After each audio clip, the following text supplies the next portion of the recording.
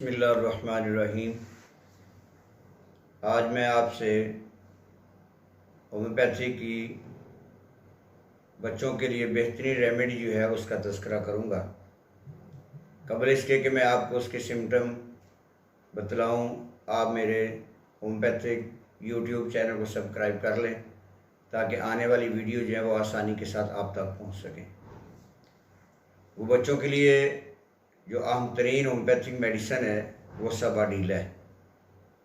सबाडीला में सबसे पहली अलामत जो है वो सर में शुरू होती है। सर में दर्द होती है दौरे के साथ, और दर्द के साथ साथ हल्का सा टेम्परेचर होने से पहले बच्चों के नाक के अंदर खराश पैदा होती है। खराश होने के बाद छींकें आनी शुरू हो जाती हैं, और छींकें आने के साथ ही नाक से पतला सा पानी बहना शुरू हो जाता है, आँखों से भी पानी आता है। नाक के अंदर सोजश पैदा हो जाती है। नाक के नथनों के अंदर पतला पानी अपनी कैफियत चेंज करके गाढ़ा हो जाता है, जिससे नाक के नथने बंद हो जाते हैं। जब बच्चे रात को सोते हैं तो नाक बंद होने की वजह से मुंह खोल कर सांस लेना पड़ता है और साथ ही उसके खराटे मारते हैं। ऐसी कैफियत में सबाडीला जो है बच्चों के लिए बहुत बेहतर मेडिसिन है, वो बहुत ज़्यादा रिलीफ देती है।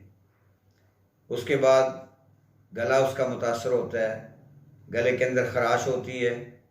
खराश के अंदर बच्चा जो है गले की खुश्की को दूर करने के लिए अपनी ज़ुबान को बार बार तालू के साथ लगा के खराश करता है। ऐसी कैफियत में भी सबाडीला बच्चों को बहुत ज़्यादा फ़ायदा देती है। छींकों के बाद गला मुतासर होता है, और गले की जो ख़ास अलामत इसके अंदर पाई जाती है वो गले में खराश, हल्की हल्की दर्द होती है, और बच्चा सर्दी महसूस करता है, ठंडी चीज़ें खानी पसंद नहीं करता, ठंडे माहौल में रहना पसंद नहीं करता, जिस्म के ऊपर कपकपी तारी होती है, और वो गर्मैश को इतना ज़्यादा पसंद करता है कि नज़ले ज़ुकाम और बुखार की वजह से वो आग के करीब बैठना पसंद करता है ताकि मुझे आसानी सांस लेने में हो।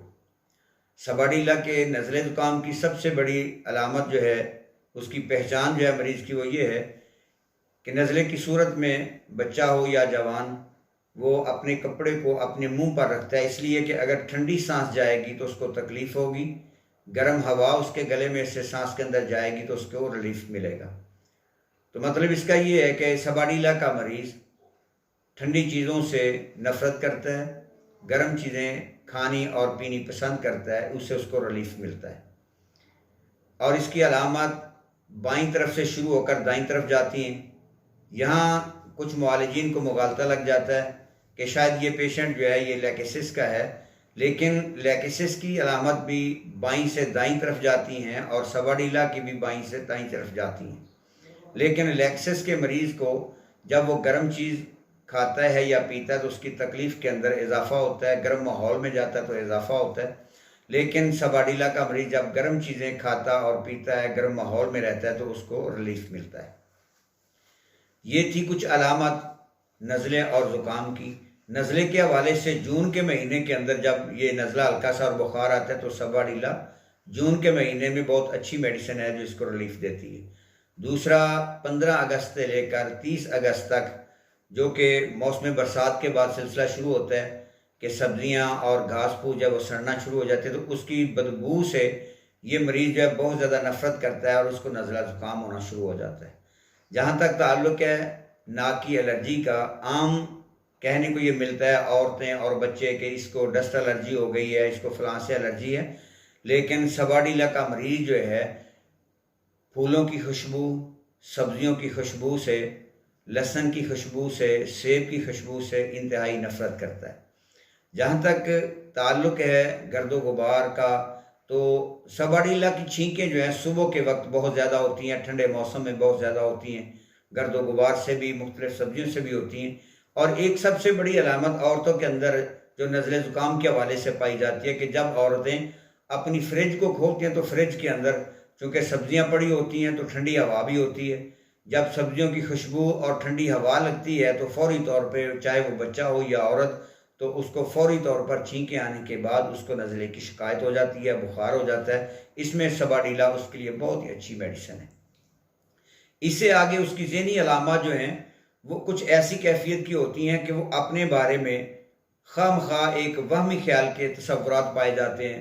मिसाल के तौर पे वो समझता है कि मेरे आलात जो हैं वो सुकड़ गए हैं, मेरे अज़ा सुकड़ गए हैं, या उसकी थोड़ी लंबी हो गई है, या उसके अज़ा जो हैं वो लंबे हो गए हैं। ये उसकी ज़हनी कैफियत होती है कि अपने बारे में फ़र्ज़ी ख्यालात तसव्वुरात लगा के बैठ जाता है। तो ये वहमी कैफियत के अंदर सबाडीला जो है उसके लिए बेहतरीन अलामत है।